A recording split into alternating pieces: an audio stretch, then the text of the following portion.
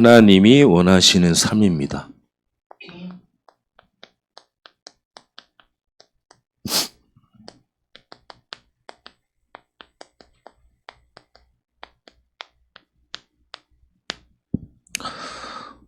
저와 여러분들의 삶이 하나님이 원하시지 않으면 결코 우리가 살 수 없음을 이 시간 고백해야 됩니다. 그래서 우리의 삶이, 인생이 하나님이 원하셔야 되고 하나님이 반드시 응답하시고 축복하셔야 우리의 삶이 계속적으로 이어갈 수 있어요. 사실 우리가 복음을 받고 현장에 있지만 삶이 그렇게 녹록지 않거든요. 공중권세 잡은 자, 모든 정사와 권세를 지고 또 흑암 존재, 사단의 저주의 곳곳에 망대가 있기 때문에 사실상 우리가 예수 그리스도 이름의 영적 싸움을 하지 않으면 삶을 리더하면서 응답받아가는 게 아니고 삶에 이끌려서 우리가 영적인 노예 생활을 하게 됩니다. 그래서 오늘 다시금 우리가 자꾸 예배를 드릴 때는 복음을 자꾸 이해하고 들을 수 있도록 우리가 기도하면서 들어야 됩니다. 그렇지 않으면 하나의 그냥 또 예배로서 또 말씀 듣는구나 또 듣는구나 막연할 수 있습니다. 오늘 오전 말씀 받은 데처럼 우리가 이번 한 주간도 우리의 여든 영적 상태가 잘못된 부분이 다 끼워져서 하나님 앞에 온전하게 드려지고 나아가는 저 여러분들의 삶이 되기를 예수 그리스도의 이름으로 축원합니다. 자, 하나님이요.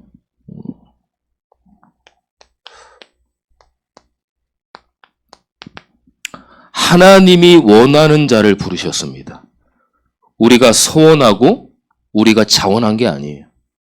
하나님이 저와 여러분들을 창세전부터 영원전부터 과거, 현재, 미래까지 보시고 인생 전체의 삶을 보시고 저와 여러분들을 부르셨어요. 그냥 아닙니다. 우연 아니에요. 어느 날 갑자기 어떤 분이 나한테 와서 복음 전하니까 내가 믿었다. 저는 모태신앙이라 어릴 때부터 엄마 뱃속에서부터 있어서 계속 믿었습니다. 아닙니다. 그것까지도 하나님이 다 인도를 하신 거예요. 현장에 보면은요, 내가 예수 그리스도를 믿고 싶어도 못 믿는 사람들이 많아요. 그리고 내가 예수님을 믿었다고 믿을 수 있는 어떤 능력이 없습니다. 하나님께서 저와 여러분들을 붙잡아 주시지 않으면 절대 예수님 믿을 수 없고 복음도 알 수가 없는 거예요. 현장에서 보시잖아요. 아무리 어려운 가운데 있어도 복음을 전해도 하나님이 원하지 않고 하나님이 부르지 않으면 절대 예수님 못 믿습니다. 그래서 우리가 하나님께서 저와 여러분들을 부르셨다는 확신을 가지셔야 돼요. 구원의 확신, 자녀의 확신, 권세의 확신, 이게 우리의 신분이구나. 자원하고 서운한 게 아닙니다. 어떻게 했다고요? 하나님이 지금 여러분들을 부르셨어요. 여러분들을 부르시니까 이 자리에 와서 지금 예배 드리는 겁니다. 하나님은요, 무조건적으로 선택을 하셨어요. 왜냐? 우리의 자격과 능력과 가진 것으로 절대 구원받을 수 없기에 무조건적으로 묻지도 않고 따지지도 않고 선택을 했어요. 구원받을 만한 자격이 안 됩니다. 조건이 안 돼요. 뭘 내세울 게 없습니다. 얄팍한 지식? 그거 다 초등학문이거든요. 왜 여러분들을 부르신 이유? 없습니다. 그냥 하나님 무조건적으로 선택을 한 거예요. 그는 얼마나 감사한지 모르겠어요. 우리가 이렇게 시내만 나가도 얼마나 사람들이 많습니까? 그 사람들 중에 내가 예수님을 믿고 하나님의 자녀가 되어서 하나님을 섬기는 거예요. 이단에 빠질 수도 있고 사입에 빠질 수도 있고 귀신 섬기고 우상 섬길 수도 있는데 내가 하나님을 섬긴다는 거예요. 얼마나 감사합니까? 그 많고 많은 사람들 중에. 그 무조건적 선택이 누구의 은혜입니까? 하나님의 은혜예요. 하나님의 은혜.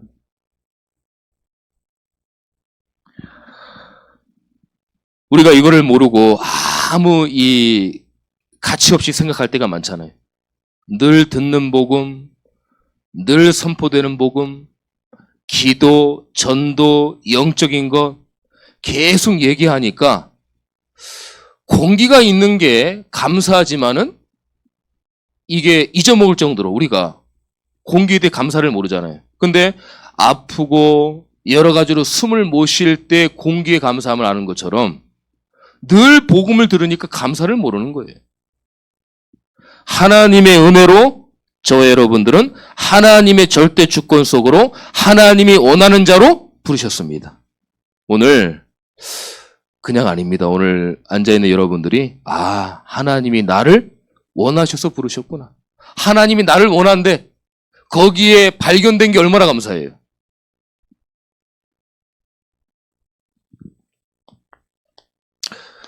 여기에 감사하고요. 감격스럽고요. 내가 가진 거에 자부심을 느끼는 게 아니라 하나님의 자녀로서의 감사, 감격, 자부심이 딱 있어야 돼. 근데 사실 여기에 우리가 다 식었잖아요. 영적 감각이 없을 정도로 다 없어졌어요. 내가 예수님 믿나? 내가 구원 받았나? 어떨 때는요, 예수님 믿는다도 얘기할 정도로 창피하고 또 부끄러울 정도로 우리가 감사와 감격과 자부심이 다 식었어요. 그래서 우리가 예수님을 믿었을 때 그 처음에 그 초심, 그걸 회복하셔야 돼요. 우리가 그게 다 식었거든요. 당연한 것처럼. 예수 믿는 게 당연한 것처럼. 아닙니다. 하나님이 원하지 않으면 예수 믿는 것은 당연하지 않습니다. 아까 제가 구역 예배 드리면서 권사님하고 포럼도 듣고 얘기도 했지만 현장에 어마어마하게 영적으로 시달리는 사람이 있는데도 나는 영적인 상태가 다 식어지고 영적 감사가 식어지니까 옆에 죽어가는 사람이 있어도 복음 전하는 게 귀찮은 거예요. 내가 영적 상태로 내가 다 무너져 있으니까 옆에 복음을 받을 반드시 하나님이 예비된 영혼이 있는데도 불구하고 나는 관심이 없는 거예요. 우리 이런 포럼을 했거든요. 그렇다니까 이게. 우리가 다 무너지면 죽어가는 영혼도 죽어가는 영혼으로 보이지 않고 귀찮은 영혼으로 보이는 거예요. 복음 전하기도 귀찮고. 우리가 이러면 안 되잖아요. 하나님 앞에. 여기에 대한 감사와 감격과 자부심이 날로 막 계속 뜨거워져야 되는데 계속 식으니까 내 자신도 나를 컨트롤할 수 없는 거예요. 오늘 우리가요, 하나님이 저와 여러분들을 불렀습니다. 원해서 불렀어요. 그렇다고 할 때 하나님이 나에 대한 구원의 확신과 하나님이 나를 하나님의 자로 선택하셨고 거기에 감사와 감격과 자부심을 한 주간 동안 잊어버리는 날이 없도록 계속적으로 우리가 영적 상태를 점검해야 될 줄 믿습니다. 자, 하나님이 원하시는 삶은요, 하나님과 함께하는 삶입니다. 하나님이 나와 함께, 우리와 함께 임마누엘이라고 하죠. 이 삶을 우리가 계속 살아야 되는 거예요. 전능자, 절대자가 나와 함께, 창조주가 나와 함께, 성삼위 하나님이 나와 함께.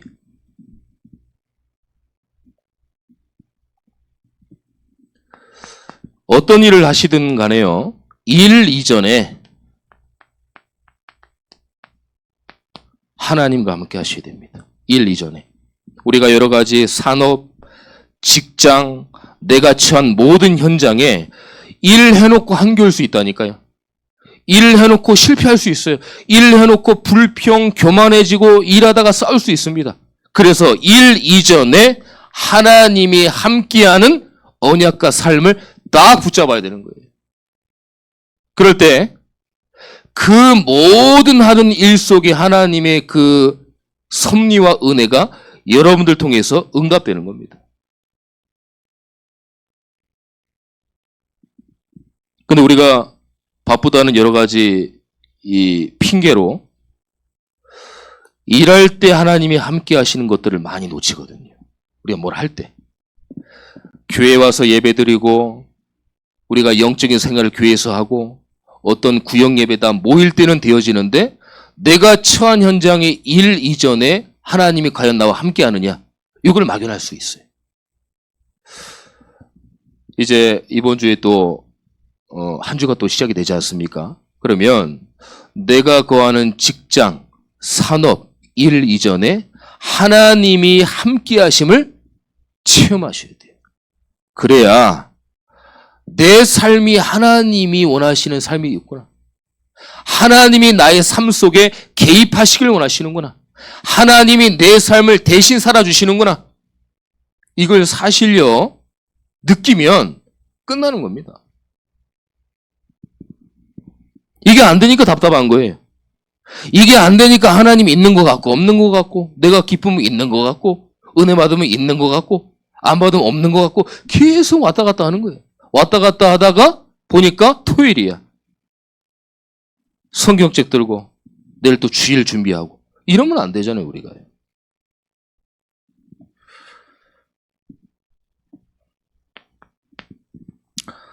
많은 사람들이 육신적인 성공을 참된 성공으로 받아들이고 또한 가르치고 있습니다. 근데 참 성공이 뭐예요? 참 성공은요, 하나님과 함께하는 게 참 성공입니다. 육신적인 성공이 기준이 아닙니다. 나 중심, 물질 중심, 성공 중심이 기준이 아니라는 거예요. 어떤 분들은 그렇습니다. 아유, 목사님, 육신적으로도 성공해서 그거라도 노리고 싶습니다. 아니, 하나님 없이 육신적으로 성공해서 뭐 할 거예요? 보세요. 하나님 없이 육신적으로 잘 먹고 잘 살고 부자고 어마어마한 재산이 있고 뭐 할 거냐고요. 누구나 한 번은 다 죽습니다. 그 죽음은 넘어갈 수 없어요. 누구든지 죽는데 심판대 앞에 서야 됩니다. 그럼 하나님 안 믿고 육신적인 성공의 기준이 된다고 하면은 나중에 어떻게 하실 거예요? 우리가 성공이라는 거는, 육신적인 성공이라는 거는 우리가 생활할 때 불편함이 없으려고 하니까 있어야 되니까 있어야 되는 거지, 성공만 가지고 그걸 붙잡고자 추구하는 거는 하나님이 원하시는 게 아닙니다. 복음을 위해서, 영적인 거를 위해서, 기도를 위해서, 237 5천 종족 선교를 위해서 반드시 필요하지만 그 필요한 게 참된 성공이 아니라는 거예요. 뭡니까? 하나님이 함께 하시는 거예요. 막연하세요? 아닙니다. 막연한 게 아니에요.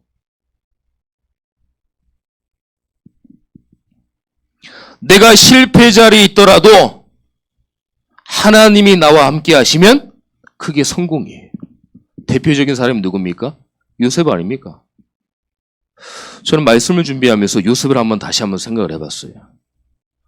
그래, 어릴 때부터 계속 부모님 밑에서 신앙 교육을 받고 믿음이 있단 말이에요. 근데 형들한테 이 미움받고 팔려갔어요. 그러면 이 상황 속에서 나나 다른 분들은 혹시 신앙과 믿음을 지키지 않고 에라 모르겠다 이렇게 된 이상 난 뭐 하나님 모르겠다, 안 섬길란다, 모르겠다 이러면 사실 끝이에요.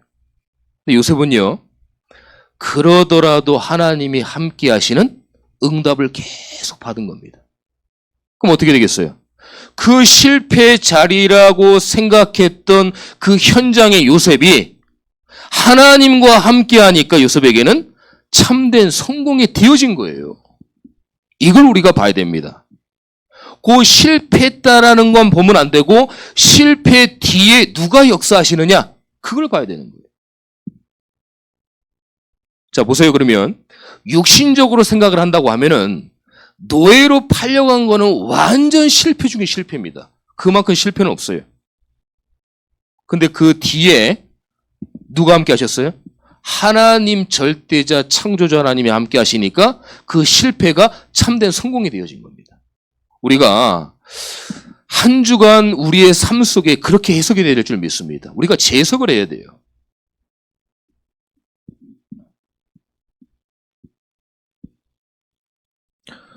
올해부터 참된 성공은 내가 어려움과 실패의 자리가 있더라도 하나님이 함께 하실 때 그 인생은 삶은 참된 성공이다.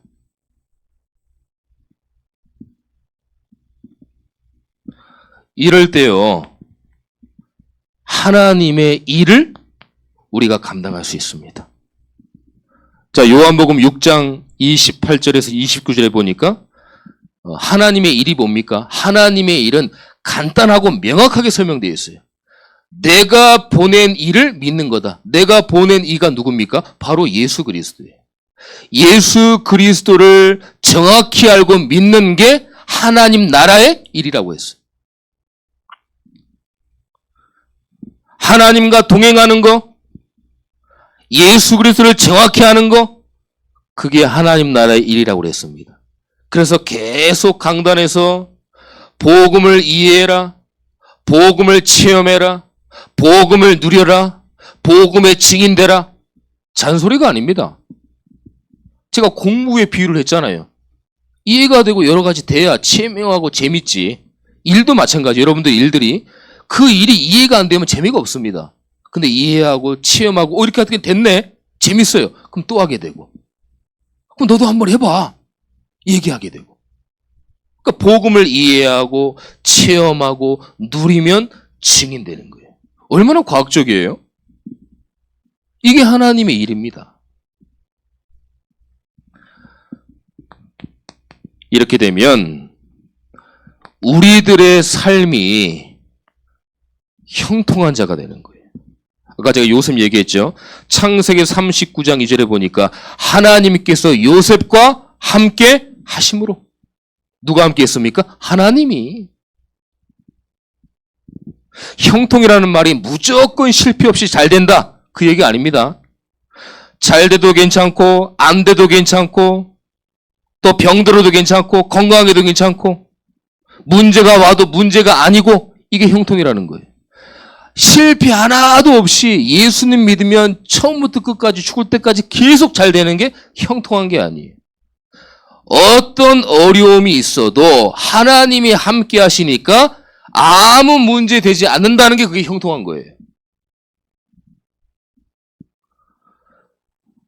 저와 여러분들이 입만을 누리지 못하면은요, 부부 문제, 자녀 문제, 부모 문제, 인간관계, 경제, 건강 다 한계 와요. 한계. 이걸 참고 불신을 어떻게 합니까? 참고 또 참고 하니까 한계치가 다다르니까 더 이상 못 견디니까 답이 없으니까 자기 몸을 내던지는 거예요. 이상한 짓 하고.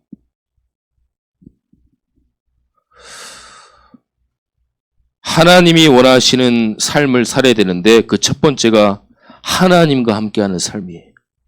반드시 기억하셔야 됩니다. 오늘 14절에 보니까요. 이에 12를 세우셨으니 이는 자기와 함께 있게 하시고 또 보내사 전도도 하며. 전도하는 삶입니다.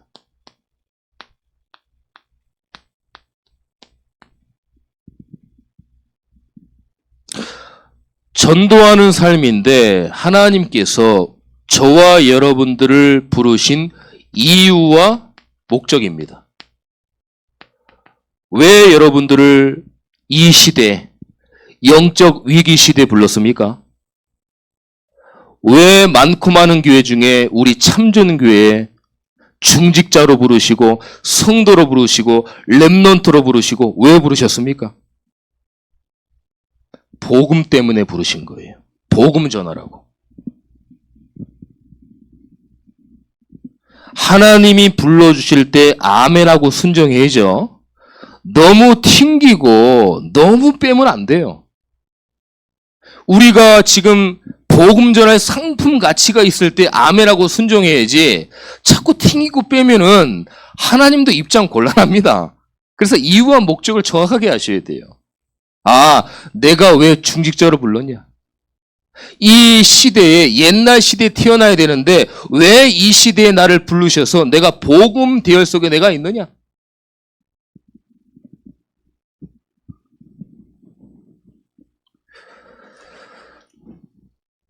사도행전 16장 10절에 보면은요. 바울이 그 환상을 보았을 때 우리가 곧 마게도냐로 떠나기를 힘쓰니 이는 하나님이 저 사람들에게 복음을 전하라고 우리를 부르신 줄로 인정함이러라. 바울은 하나님의 인도함 따라 복음을 전할 가운데 정말 환상 속에서 마게도나로 떠나기를 힘써서 하나님이 정확하게 복음 증거할 수 있는 성령 인도를 받았잖아요. 그 이유와 목적이에요.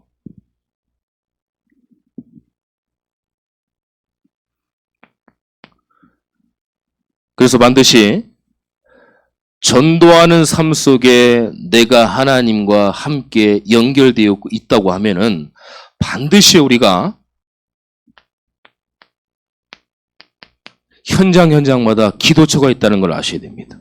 바울은요, 오늘 13절에 보니까 사도행전 16장 13절 안식일에 우리가 기도할 곳이 있을까요? 문 밖 강가에 나가 거기에 앉아서 모인 여자들에게 말하는데 기도할 곳이 있는가 하여 갔단 말이에요. 반드시 전도하려고 하면 기도할 곳이 반드시 있어야 됩니다. 복음 전하는 게 먼저가 아닙니다. 현장 가운데 어떻게 하면 내가 흑암 꺾고 기도하느냐? 먼저 지역의 사단과 귀신과 흑암 세력이 무너져야 강한 자가 결박되어져야 세간을 늑탈할 수 있어요.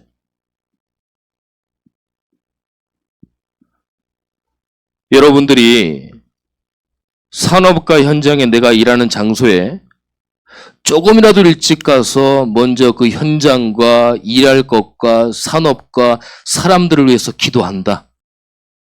그러면 하나님이 여러분들 주위로 복음 들을 사람들을 막 붙일 겁니다. 근데 사실 이게 안 돼요. 사단이 못하게 합니다. 눈 감는 자체가 싫어요. 집중하는 자체가 싫어요. 오늘 오전 이 강단 말씀에도 영적 상태를 말씀하시면서 뭐가 나왔습니까? 기도에 대해서 나왔어요. 기도가 강조됐어요. 이번 주도 한번 해보세요. 내가 그동안 산업과 내 관계 있는 사람들을 위해서 기도를 안 했구나. 하나님은 기도하지 않고는 절대 현장에 문을 열지 않습니다. 우리가 마음껏 막 복음 전하려고 해요. 가자마자. 근데 먼저 기도하지 않으면 하나님이 그 현장에 흑암이 무너지지 않게 한다니까요. 흑암이 무너지고 강한 자가 결박되어지고 세간이 늑탈되어야 그곳에 하나님의 나라가 임하는 겁니다. 바로 이거예요. 그래서 전도는 쉽다는 겁니다.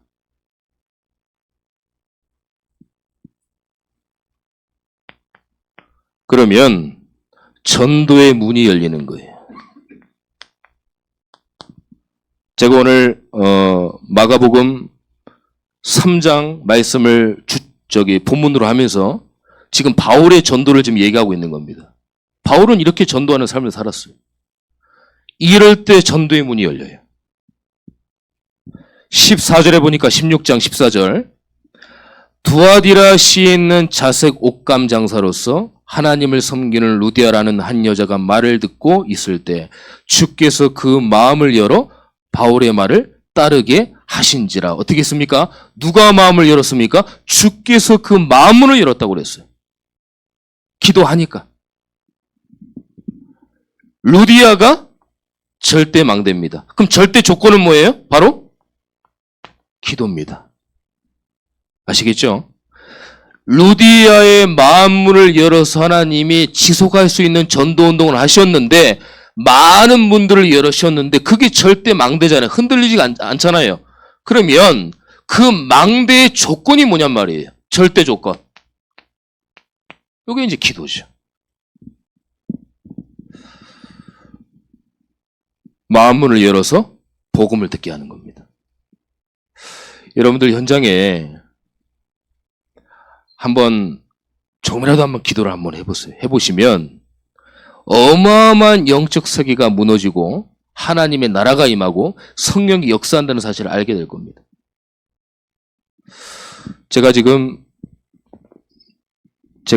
저는 제 얘기나 제 자랑을 좀 하는 거를 조금 원하진 않는데, 구역 예배를 제가 주중에 계속 돌잖아요. 그러면 1시간 전에 좀 미리 가서 그 주위를 계속 돕니다. 돌아서 전도지도 주고 또 만나는 사람한테 복음도 제시하고, 사실 지금 계속 이러고 있어요. 그리고 랩런트들 학교도 제가 차를 타고 가면서 가서 그 학교를 한번 그 주위에 돌아보면서 기도도 하고, 어떠한 영접운동, 복음운동, 열매가 나타나고 사실 그런 건 없어요. 그런데 제가 영적으로 느껴지기에 많은 부분들이 느껴지는 거예요. 여러분들 현장에서도 이렇게 한번 해보세요. 미리 앞서 조금만 가서 기도하는 거예요. 그러면 그 지역에 일단 흑암이 무너집니다. 그러면은 갈급한 자, 사명자가 나올 수 있도록 하는 건 하나님의 절대 주권이기 때문에 우리는 알 수 없어요. 그렇지만 그걸 발견하기 위해서 가서 우리가 현장을 뛴다? 그건 아닙니다. 그 지역에 흑암이 무너지고 하나님의 나라가 임하기 위해서 우리가 기도하면서 현장을 도는 것이지, 어떤 우리가 뭘 축복받고 어떤 영적인 세계를 보기 위해서 하는 건 아니잖아요. 제가 왜 이 말씀을 드리냐면, 조금이라도 전도하는 삶을 살려고 하면 기도하면서 절대의 문을 봐야 되는 거예요. 그럼 어떻게 됩니까? 이때 죽어가는 이제 현장이 보이는 거예요.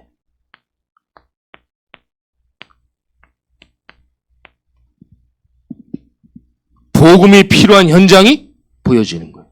그 전에는 안 보였어요. 안 보였어요.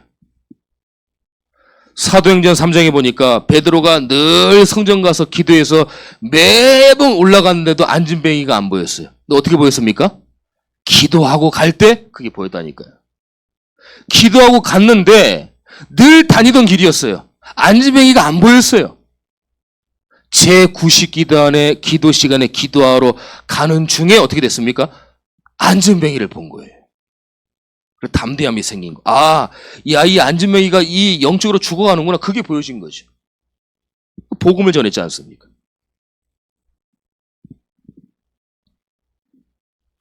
영적인 여유가 생기는 거예요. 그동안은 여유가 없었어요. 주위를 돌아보고 영적으로 안타까운 현장, 죽어가는 현장, 위기 현장이 보여지는 거예요. 이게 바로 전도하는 삶이에요.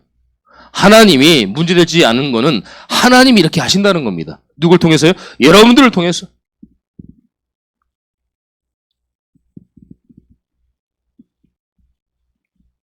그러면 귀신이 결박되는 겁니다.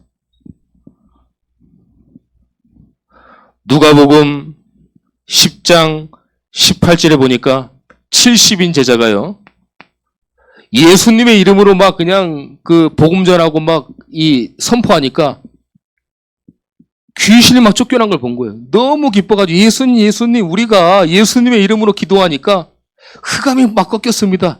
예수님 뭐라고 하셨어요? 내가 봤다. 사단이 번개같이 떨어지는 것을 내가 봤다.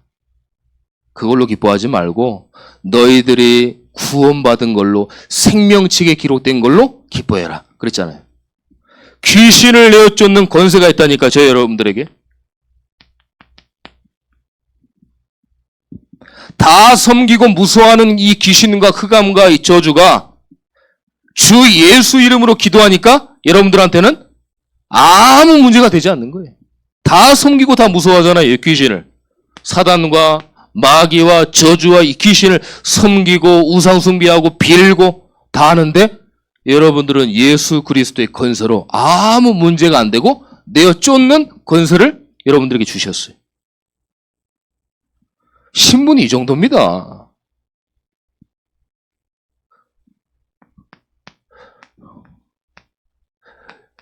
영적 전쟁과 영적 싸움이 계속 진행되는 거예요. 에베소 6장 12절에 보니까 우리의 씨름은 혈과 육이 아니다. 공중권세 잡은 자, 세상 주관자들과 악한 영들과의 싸움이다. 여러분들 그 주위에 보면은 왠지 그 사람이 평상시는 안 그랬다가 오늘 갑자기 좀 나한테 핍박을 가한다든가 돌발하는 할 때가 있습니다. 그 사람이 하는 거 아닙니다. 그 뒤에 누가 역사합니까? 귀신이 역사하는 거예요. 그 뒤에 배후의 흑암을 꺾어야 되는 거예요. 자, 지금 우리 북한과 남한이 지금 사실 종전이 아니잖아요. 휴전이잖아요. 영적인 것도 마찬가지입니다. 창세기 3장 15절에 여자의 후손으로 뱀의 머리가 권세가 꺾였는데 지금 아직 활동을 하고 있어요. 권세는 꺾였습니다. 활동을 하고 있어요.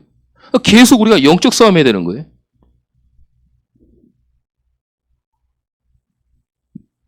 계속 예수 그리스도를 결박하고 흑암 꺾고. 왜 그래야 됩니까? 사단한테 속지 않아야 되니까.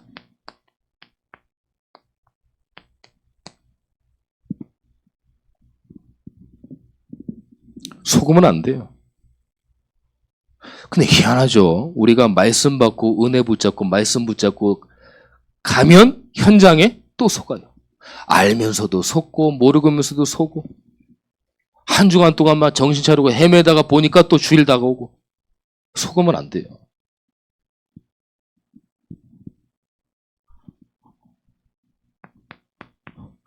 저도 결론을 기도로 했습니다. 그러면요, 보세요. 함께하는 삶, 전도하는 삶, 귀신을 결박하는 삶을 살아야 되는데 방법은 아니지만 진짜 방법이라고 하면은 뭐예요? 기도 외에는 이런 이유가 없는 겁니다. 기도 외에는 없습니다. 이제 기도 전쟁입니다. 기도를 앞으로 지금도 그렇지만 앞으로 시대마다 기도하느냐 기도 안 하느냐예요.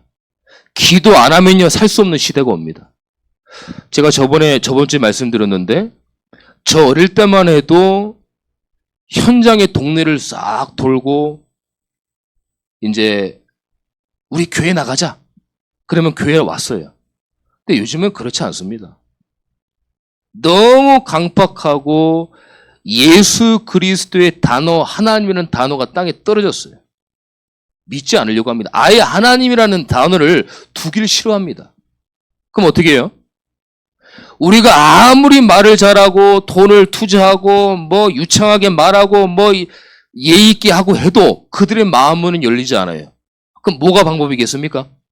기도 외에는 하나님께서 그 사람의 마음문을 열지 않는 한 절대 복음은 들어갈 수 없는 결론이 나옵니다. 그러면 기도 외에는 방법이 없습니다. 미래 시대 때는 없어요. 여러분들이 한 주간 억지로라도 좀 기도를 하세요. 억지로라도. 제가 이 단어를 쓰기가 조금 마음 아프지만 억지로라도 하나님 바라보고 기도하려고 몸부림쳐야 됩니다. 눈 감는 자체를 싫어하면 안 되고 자꾸 감고 하나님 바라보고 하나님을 가까이 하고 하나님께 기도하고 이래야 되는 거예요. 그래야 여러분들의 영혼이 산다니까요.